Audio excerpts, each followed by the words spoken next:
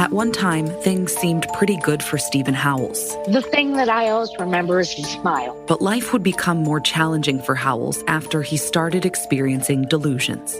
He ended up living in a group home just outside of Phoenix, Arizona. But Stephen Howells would never get the chance to leave. What kind of care do people get who do have a mental illness? I'm Erica Stapleton. Join me for Locked Inside, a new podcast from the 12 News I-Team and Vault Studios. Coming up, the co-conspirators, according to the indictment, they would alter the checks, use mobile banking to be able to deposit them, and got away with almost $2 million before federal investigators stopped their spree. For Vault Studios, I'm Reed Redmond. You're listening to The Daily Crime.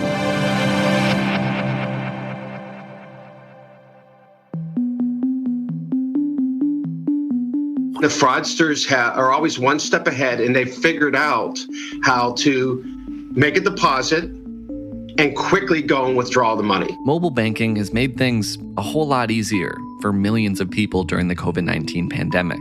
But it's not just convenient for consumers. John Ravita is the marketing director for SQN Banking Systems, a company that provides fraud detection tools for banks. He says mobile banking is ideal for criminals because they never have to actually show up at a bank. I think the challenge with mobile banking, it's faceless. An investigation last year from WTHR 13 News in Indianapolis found check fraud has been surging nationwide as criminals use new technology to commit an old crime. 4 checks was $12,000. 3 checks for a total of $21,000 we lost. It's a big deal. You've got to stop this problem. It's unreal that the world's gotten to like this, where you can't use your own mailbox. People are getting away with this. It doesn't seem like anybody is having to pay for what they're doing.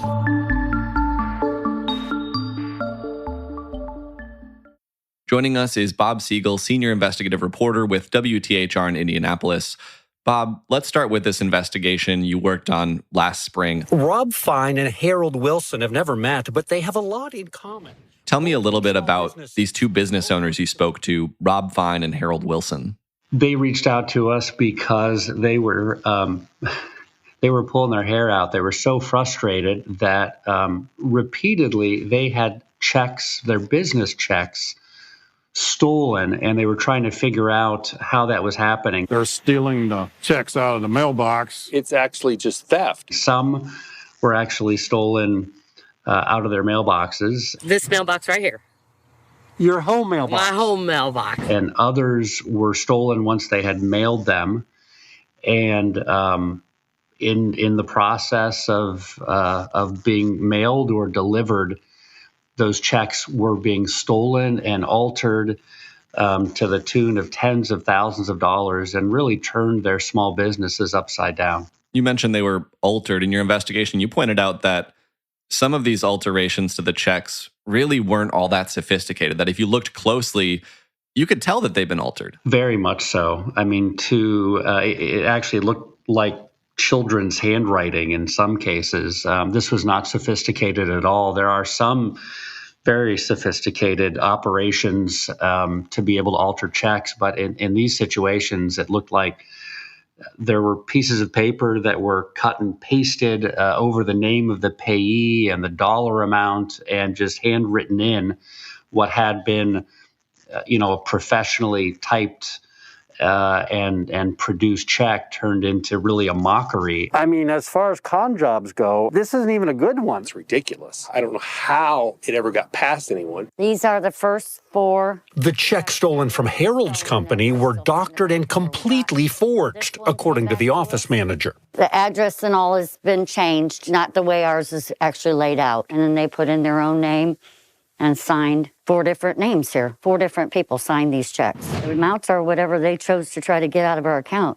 They made their own checks just by getting information off of our checks. And the frustration for these businesses is, how do the banks, even accept these checks in the first place? Why would a bank accept something that looks like that? Because it went through the mobile banking. Some of the new technology is letting people get away with this. So really, a lot of the focus of our first story was on mobile check fraud and the fact that, the fact that we now rely so much on mobile banking instead of the old days where you'd go in and you'd have to hand a check to the teller who looks at the check and makes the deposit. Nowadays, it's all done by just, sitting in your living room, snapping a picture of the check, sending it in electronically, and through, mobile banking and e-banking. There really are not a lot of eyes on a check, even one that's very badly forged and altered, so that it really makes it possible for criminals to get away with stealing millions of dollars. And an important detail in this case is, these weren't $20 birthday checks. These were checks these businesses were sending out to vendors. Can you talk a little bit about how much money they were losing? Yeah, some of these checks were for $2,000, $4,000, some for $11,000 or $12,000. So these were large checks. And in talking with these business owners, it's not unusual for them to send out checks for even more than that. So, the two business owners that we talked to, one was out about $21,000. The other was out about $12,000 in multiple checks that had been stolen. And by their business managers realizing pretty quickly what had happened, they were able to stop the losses from actually being much higher than that. What have banks been doing to respond to this, particularly as mobile banking has become more and more popular since the COVID-19 pandemic began in 2020? Yeah, mobile banking really became much, much more popular at the beginning of the pandemic when people didn't want to do business face-to-face anymore. So, mobile banking's been around for a long time, but I'll be honest, beginning of the pandemic is the first time that I really started using mobile banking, a lot more as opposed to going to the bank. So banks responded to this problem. The idea of check fraud and mobile banking fraud has continued to go up exponentially as the number of transactions has gone up. So the way that they've tried to respond is to put, different algorithms in place and different online programs so that they can analyze checks once we take a picture of them and they're being sent in to take a look. And they look at anywhere between 10 and 20 different spots on the check to look for possible signs of fraud. The problem is every day there are millions and millions and millions of transactions. So you can imagine that, if a company is paying for every single check, if a bank is paying for every single check to be analyzed, that's going to get extremely expensive.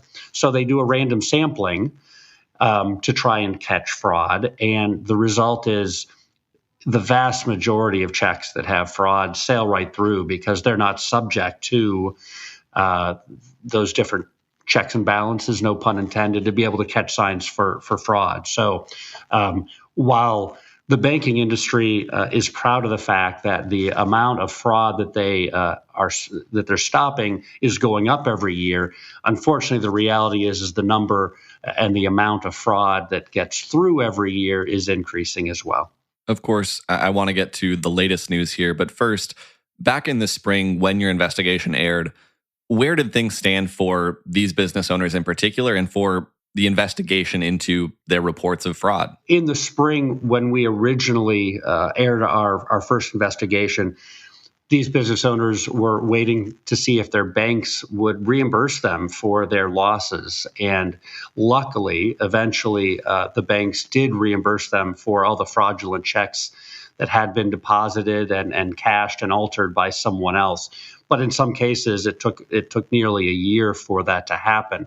At the same time, we knew that there was a federal investigation going on, and we had a pretty good idea at that point that the investigation was tied into a local post office.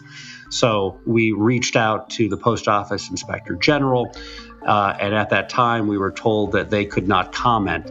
So we continued to monitor the situation and to be on the lookout in case they were able to actually figure out who was responsible for being behind these checks and whether or not it was an inside job that was happening at a post office on the northwest side of town.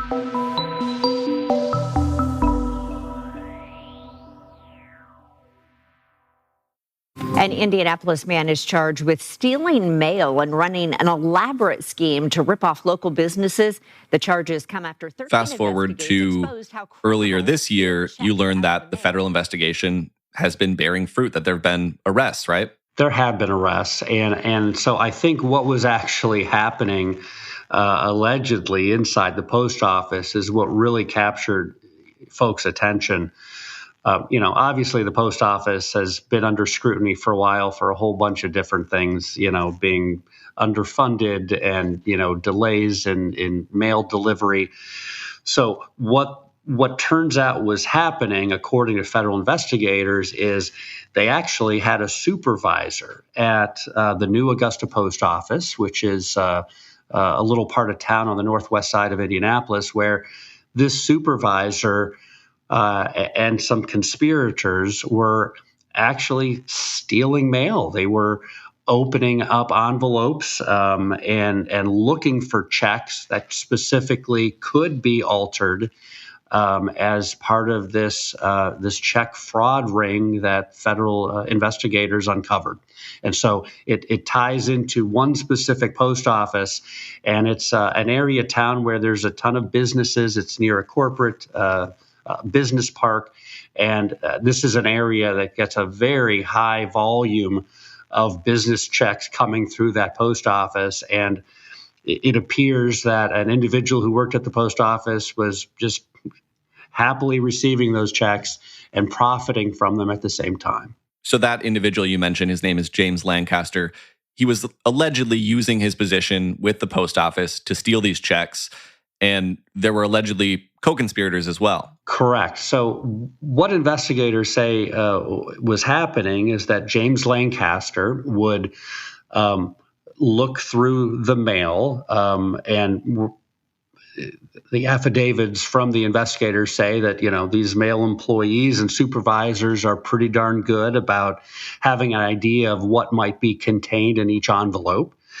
So according to the indictments, James Lancaster was stealing the mail.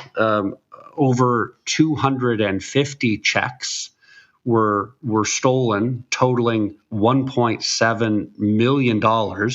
And that Mr. Lancaster was working with some co-conspirators up in the Chicago area that he would meet with, and he would provide these checks to them. He would, in some cases, then get paid for providing these checks.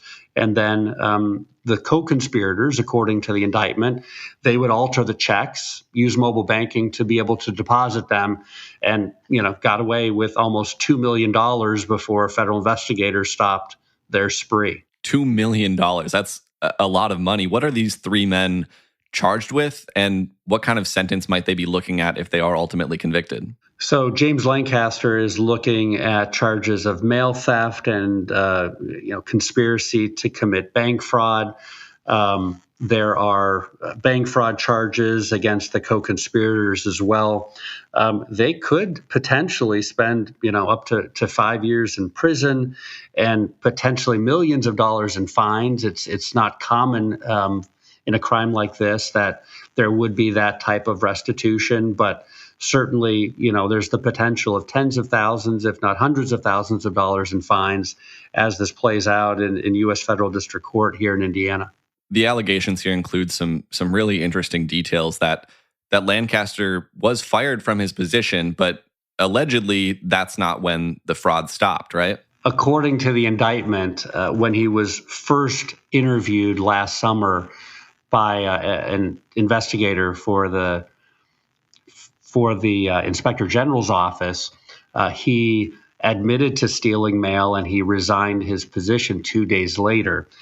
But the indictment says that it was months after that he was captured on surveillance video going back to the post office and taking more packages and envelopes. And he was actually caught at another local post office. Some of the things that he would take from the new Augusta post office, he would then take over to the Eagle Creek post office so that things didn't seem too suspicious. He would, when he didn't find anything in some of these packages, he would take them to a different post office and put them back in the mail. Of course, the U.S. Postal Service, tracks pretty closely where packages are coming in and out. So according to the indictment, they had all of this taking place on surveillance camera, and that appears to have given investigators even more leverage and ammunition as they move forward with their investigation. Have you had a chance to speak with the business owners from your initial investigation whose checks were stolen? Have you had a chance to speak with them since these arrests? How are they feeling? I have, and I spoke in particular with Rob Fine, and he owns a printing company on the northwest side of Indianapolis, a promotional printing company. And on the one hand, he feels very relieved and happy to know that the folks behind these crimes, as the indictments are laid out, are being held responsible for them. So thrilled that they finally did make an arrest. And on the other hand, he feels pretty frustrated because he was notified by federal investigators upwards of a year and a half ago that they thought that they had a pretty good idea who was doing this. And he feels that at the time, had investigators been able to move more quickly with the Inspector General's office at the post office, that this could have been prevented, perhaps. Instead of being $1.7 million, it could have been a few $100,000 in losses, and there would not have been so many victims. Bob Segall with WTHR in Indianapolis. Thank you for sharing the story with us. My pleasure. And thanks as always to you for listening to this episode of The Daily Crime. We're here with a new one every day of the week, Monday through Friday, so make sure you're subscribed to or following the podcast wherever it is you're listening right now. If you're looking for more podcasts, you can head over to vaultstudios.com for a full list of our shows. That includes our weekly podcast, True Crime Chronicles. That'll do it for this one. Until next time, for Vault Studios, I'm Reed Redmond.